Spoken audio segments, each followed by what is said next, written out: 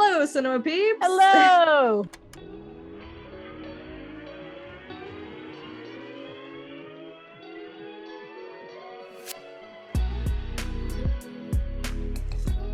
Hey Cinema Peeps, welcome back to another Talkie Tuesday. Hey Cinema Peeps! Hey Cinema Peeps, welcome to another episode of Talkie Tuesday.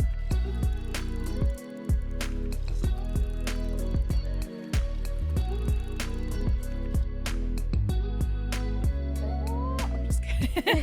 Hello Cinema Peeps! Hey, cinema peeps! Welcome to the distracting thing on my desk. I promise we'll be just here for one episode, but isn't it cool? It's so cool. I love it. It's so cute. Yeah, you got little Ghastly, then you got your Honor, and then you got Gengar. He's Heck just yeah. misunderstood. Misunderstood mischief motherfucker. But you do have a reason for displaying it, so... I do. Expo. Just happened. Oh, yes. So tired, so exhausted. My wallet is lighter, and my room is now full of junk. I'm just Full kidding. of more collectibles and more Right? treasures. More, yes, thank you. That's so much better. More treasures. I already put some of them away. I bought some more comic books this year. Sorry to already Ooh. jump into it, but I already put them away. Ah. Try to keep myself more organized. Yeah. I definitely have to be doing. But I have to show. I got this little yarn niffler. Is he not the cute? And there's a little gold coin there. Aw. And he is so soft. I know you can't feel him, but he is so soft. He looks very soft. He is he's just so cute. And that's where all my money went. Just kidding. I bought other things too. So I know we were just discussing this before we hit record, but this is not really, but kind of the first bigger version of Expo back from COVID. There was a smaller version in fall, but now they kind of expanded it, made it a little bit bigger, normal-ish, but yeah. And again, a big part of that is because they're doing construction on the C train station, as well as making a new building. So I will be excited when that is all done, but it still means like it was still a little bit smaller than it normally is. Yeah. But it was nicer to see a more variety of vendors. So Nice. positives all around. Right? And I'm hoping there'll be some good lineups for the Edmonton Expo this year, because I do miss going. And I'd like to go. I haven't been to a Edmonton Expo since Stephen Amell came like a few years ago. Ooh. And I mean, it's hard to not love the Calgary Expo more than Edmonton, just because compared to just the setup at the time, I feel like Calgary had, obviously with like all the different buildings and stuff like that, it was more spaced out.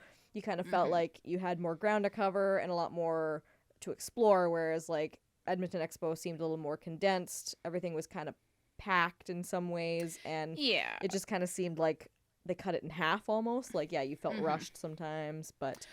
To be fair, though, your, food court area, though, is beautiful. I have not eaten there because it's so busy, but I like the aesthetic of it. It's very nice and clean. Mm-hmm. Yeah.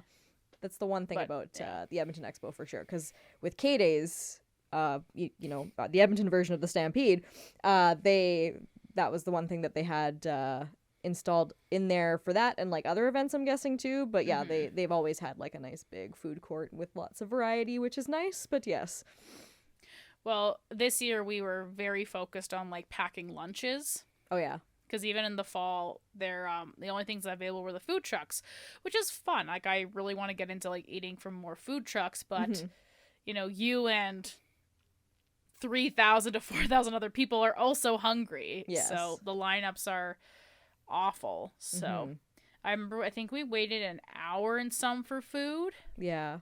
But in all fairness, it's just because it was so busy. Yeah. So on hand, I'm happy that those vendors are getting, money, but I'm also just I'm really hungry now. It's been an hour. Right? That's the other crappy thing about, just the location of the expo and stuff like that is it sucks that there wouldn't be, restaurants around the kind of the Stampede grounds and stuff like that, because then they could hand out discounts for people and be like, hey, if you're show your pass for Expo at such and such restaurant and get a free this or a couple of percentages off your bill or whatever, right? Be kind of cool. It would be, but I mean, yeah, there was normally some restaurants in the Big Four, but Yeah. all of that was still kind of closed. And I think they had some more food trucks than last year, but this year, like I said, I mostly packed sandwiches and ate during the panels like a nerd. But I did buy some marshmallow unicorn cookie dough, which was very delicious and beautiful. I totally just remembered that now. I should post that picture. It's very cute. Ooh, yes. But yeah, and then I had the classic squeezed lemonade. But yeah, we just knew from the fall it was gonna be harder to get access to food all the time. So we're like, let's make sure we pack some food. Yeah. Which was very good. Yeah. But overall, you said you had a good time? I did, yeah. I got lots of good gifts and lots of fun things. Yes. Although I do have to show you this one art print I got. Ooh, yes, I want to see. I got a couple fun ones. I can't show some of them because they are going to be gifts for people, so I can't show off all of them. But... Spoilers. Right? Really, it's a test. Who of my family watches the podcast, and then I'll find out. Yeah. Okay, this...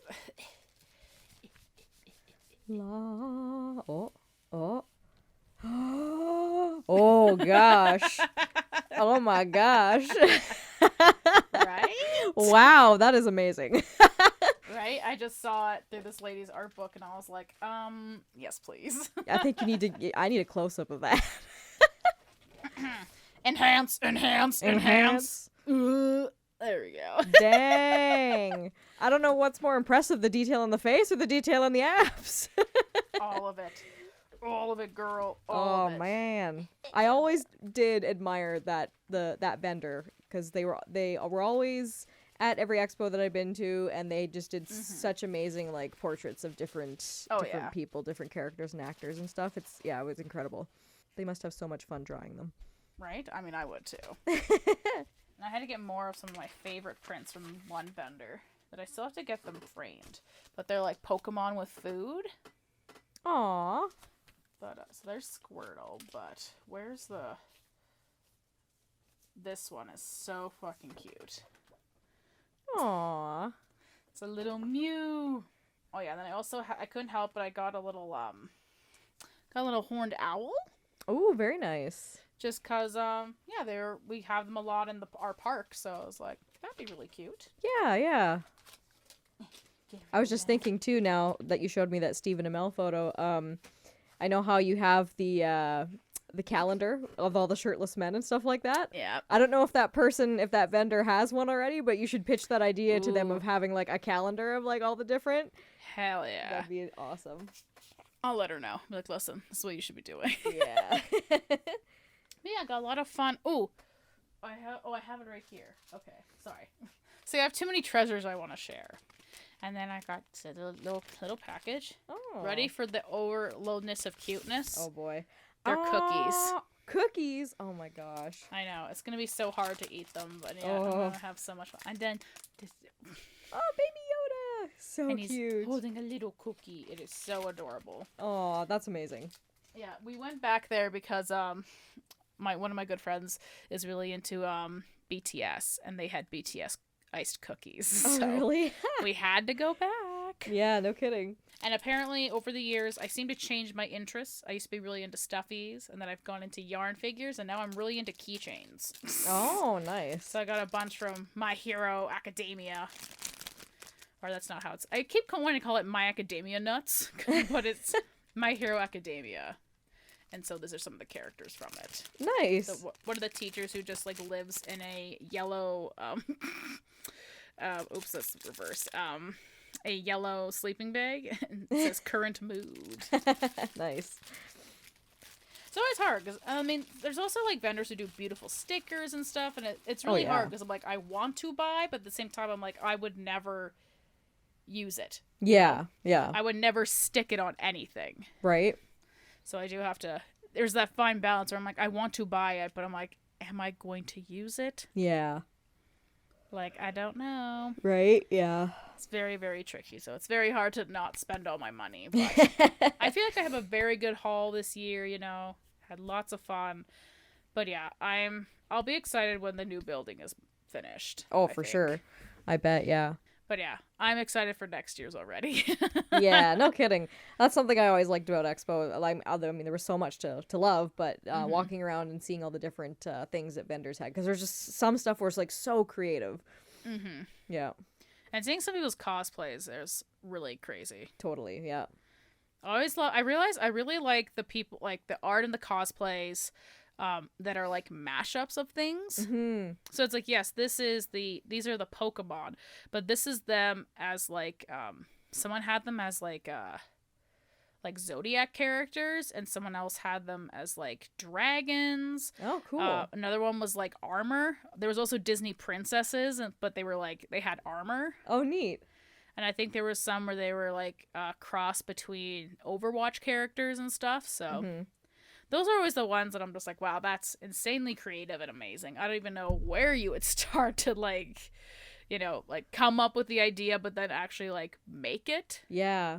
Like, that's insane. Like, props to all of you. You are all very talented. Mm-hmm. No, totally.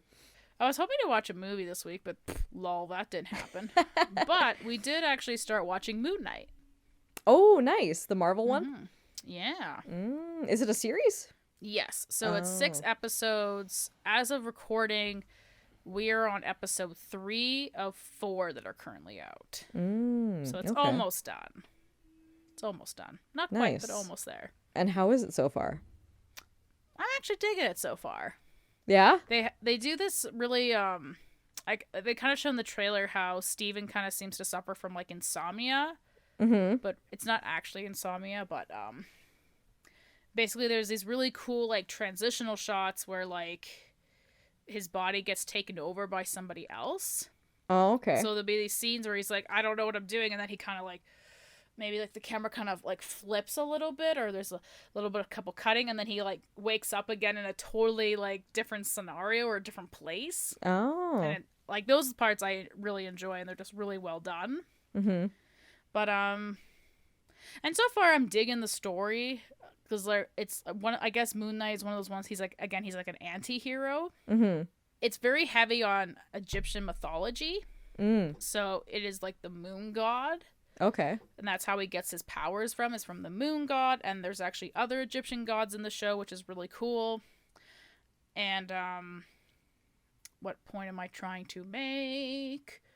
What point? Right. So there's like this battle. Again, it's good and evil, but it's more like, it's not really good and evil. It's like, how do you deal with justice? So the one character who is like trying to resurrect the crocodile god, of like trying to restore balance in people. So basically they'll do a test and be like, oh, you're going to do evil things, so you're dead, kind of thing. And Steven does this really funny monologue about it that's really entertaining about it, and being like, does that mean like you'd kill a child? Like, I'm just saying, like I'm not really for killing children. Like, if you're all cool with that, and it's like this whole cult and stuff. But the Ethan Hawke's character has beef with the Moon Knight guy, because I guess he was the original vessel for this Moonlight guy, because I guess the Egyptian gods take on vessels. Oh, okay.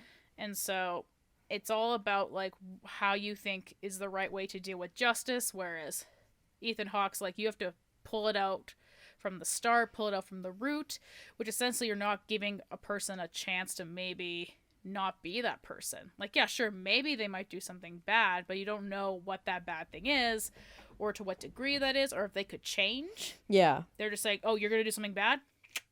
Time for you to die. Yeah. And whereas Moon Knight, he just attacks and kills people kind of after the fact. So that's kind of the argument between the two. So I've seen, it's not like a new concept. Like, that was the whole thing Minority Report as well, is that they were catching people before they did evil things. Right. But again, not really giving them a chance to maybe that won't happen to them, kind of thing, Yeah. But yeah, there's a couple of weird story beats that are kind of like, okay, this feels a little weird, but okay, we're just gonna go with it. But honestly, so far it's been really entertaining. Nice. Although there's this really weird, and I wanted to pose this question to you because I was thinking about it a lot after I saw it. I think it's in episode 1. There's like a car chase. Okay. And like I said, they do all these like cool little kind of camera flips and like transition shots that I really, really like Mm-hmm. and are really seamless. But then there was this shot of I believe it's a log truck that gets rolled over on the road. Mm-hmm. And immediately I was like, oh, that's obviously special effects. Like, you can kind of tell. Mm-hmm. And I was like, that's kind of weird, like, considering, like, they seem to be doing all this hard work for this, and yet this is so obvious. But then I was really thinking about it, and I was like, yeah, I could tell it was clearly, like, a visual effects being done there. But, like, it was still, like the amount of work that went into it was so, was astronomical, to get that done. And I mean, in all fairness, it didn't pull me out of the story. Like, I could tell for sure. Mm-hmm. But it's like, So I guess and it's like, are we kind of spoiled now? Because there's some visual effects that go right over your head. Mm-hmm. And I feel like that's always has been the goal, is like, it has to be at a point where you can't tell what's real and what's not. Right. But, and again, like this whole rolling truck, like I could tell it was clearly visual effects, but obviously they did so much work to it to make this scene happen that it's not necessarily bad, but like, you know what I mean? Like, kind of. Like, where do we draw the line where it's like, this is considered good and this is considered bad? Is it bad that we can tell that it's visual effects? Yeah. But at the same time, like, I can definitely think of some Marvel scenes. I'm like, oh yeah, this is clearly visual effects, but it's not necessarily bad or bad looking. I Or are we wonder. just spoiled? No, yeah, no, I spoiled? totally, that's a good question. I think it's an interesting concept to think about. Being that we are filmmakers, we notice these things more. We can kind of analyze these things. It's like I was saying to you a couple weeks ago about like having seen the Batman, and I was like, I don't know if you picked up on this, but to me it looked like it was filmed on film because it's got that gritty.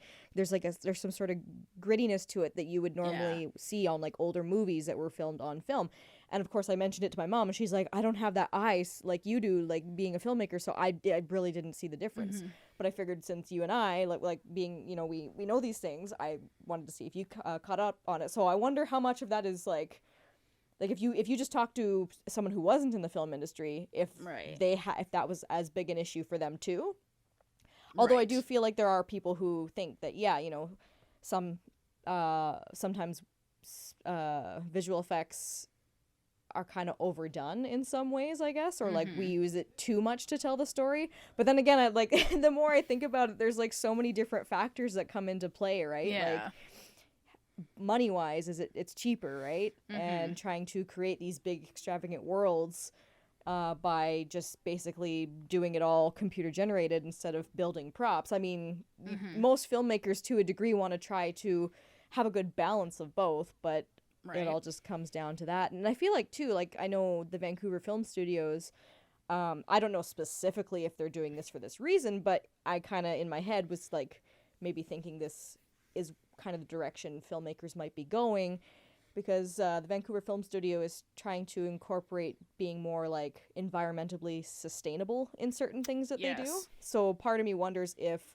this is also a move in that direction too, is that by doing more computer generated visual effects, we're wasting less like materials by building props and then trashing it, or cutting down trees to build props, or like with explosions and stuff like that, all the gas and stuff that goes into the air. So whatever it is, I wonder if maybe that's also a reason why. But I don't know, it's an interesting question.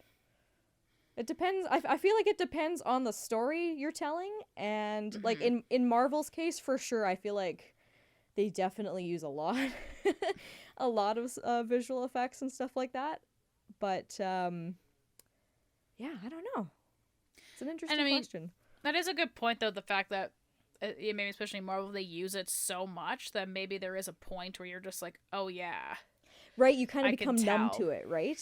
Yeah. It's just like, okay, this isn't real. Whereas, like, and then you watch some movies like The Batman, for instance. Like, I don't know how much of that was computer generated, and I don't know if the fact that they shot it on film just made it look more practical and real to me, but Yeah. everything felt so real and gritty and grungy, and you were like, yeah, like you were just so stoked about Right. it and so just blown away by everything, right? So it just, I guess it just depends on to me, Marvel lately seems to be like the brand new shiny, kind of, this is what they do. And then I mean, we can't really compare DC right now, but at least for Batman it was very more practical, kind of gritty. Yeah. Just like, ooh, okay, like, yeah. So And I was thinking of way back, when I think it was the first Terminator movie. Yeah, I think it was the first Terminator. They have that scene where the semi truck, I think it was either hitting the Terminator or something, but it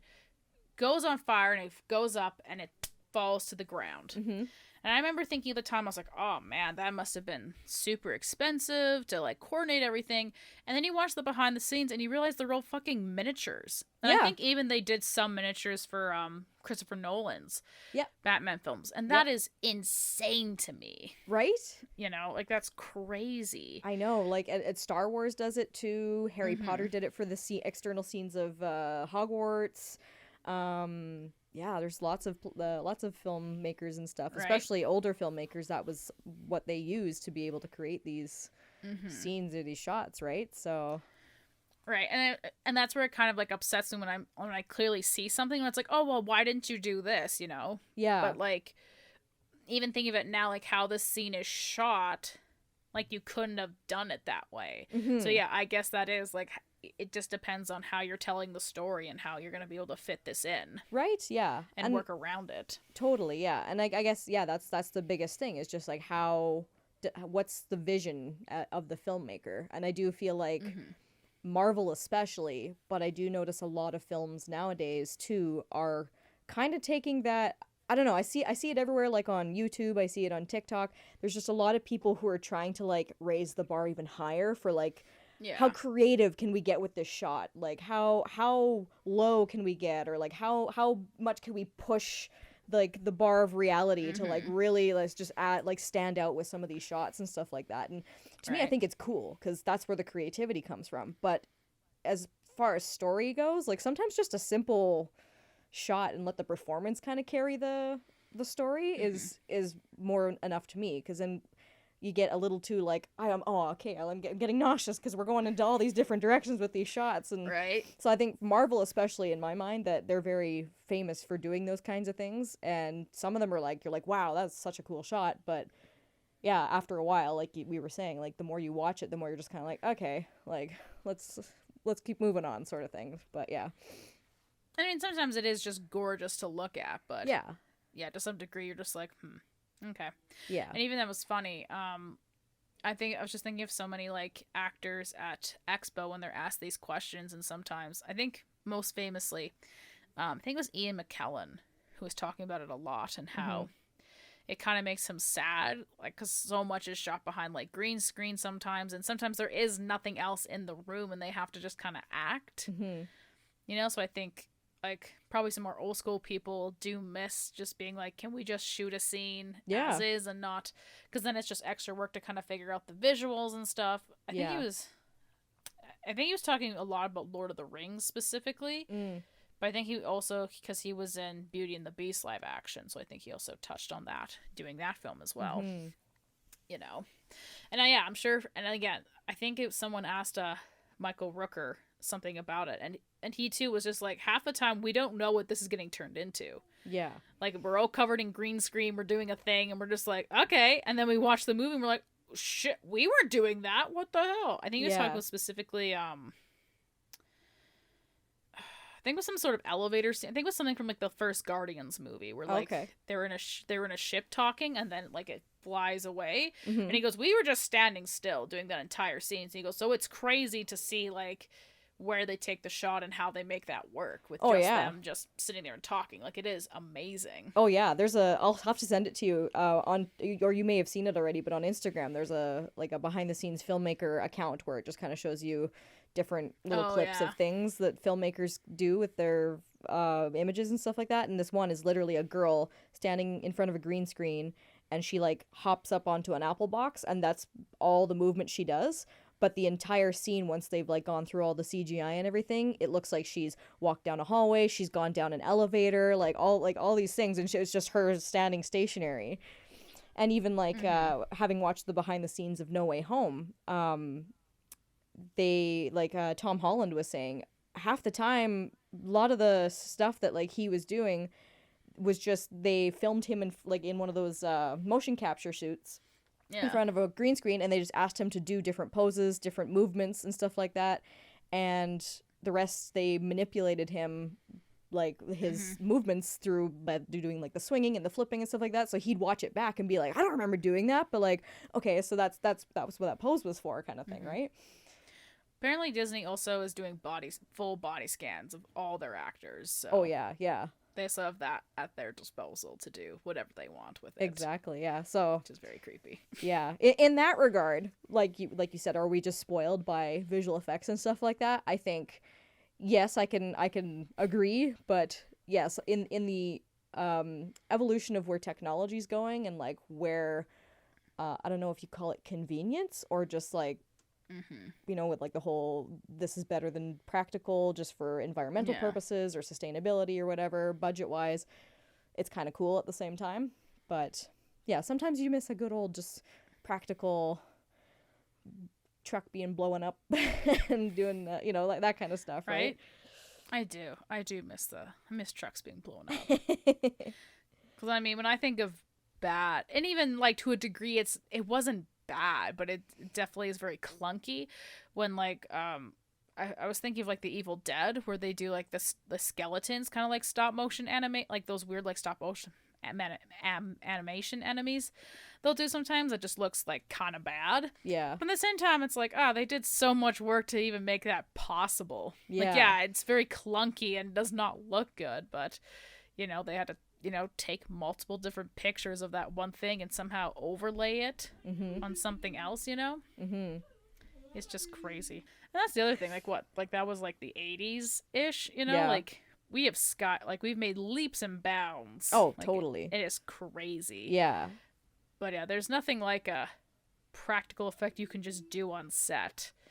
I was thinking of what was I watching? Oh, I think it was Harry Potter Prisoner of Azkaban, and there's like a guy who's like moving a spoon and it's just on a magnet, you know? Oh, wow. Yeah, like it's crazy. That's kind of neat.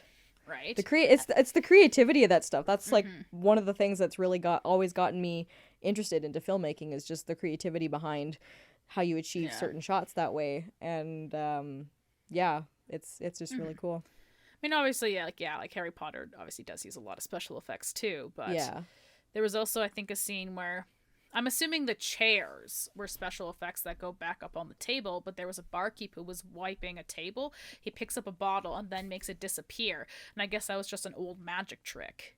Oh, cool. You know? But at the same time, I'm just like, that's gotta be special effects too, right? He like threw it to the side or something. Like, I don't know. Right? Yeah.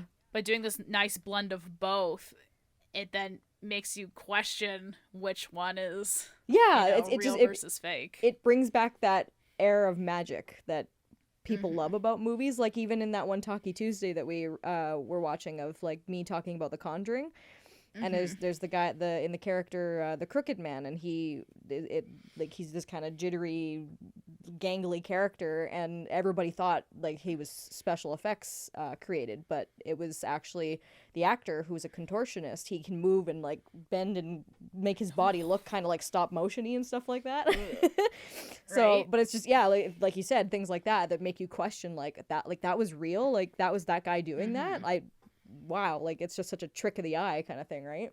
Yeah. God, miss that in movies. I miss it.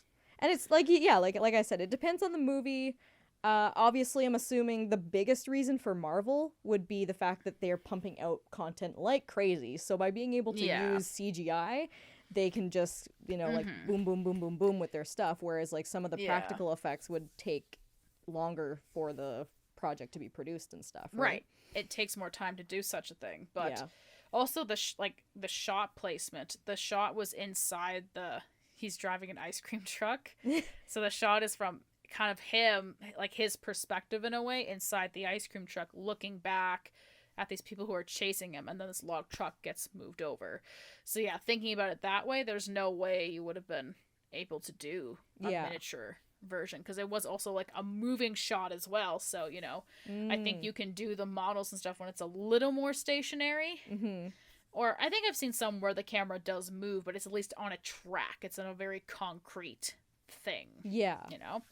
And yeah, and I'm sure to some degree, like, the camera movements in that scene was probably computer generated too. Yeah. You know? It's great. Right? It's crazy. It's incredible the things we can do with, like, computer generation and visual effects and stuff like that. Like, yeah, to the point where it almost says, like, makes you think too, like what do people actually, like, act and have film sets anymore, or can you just literally stand in front of a green screen and a person can make a whole feature film just by, you know, manipulating your, like, you know, you standing there, right? 100%, yeah. Yeah, it's crazy. Don't need anything else. Oh no, that's a lie. You need everything else.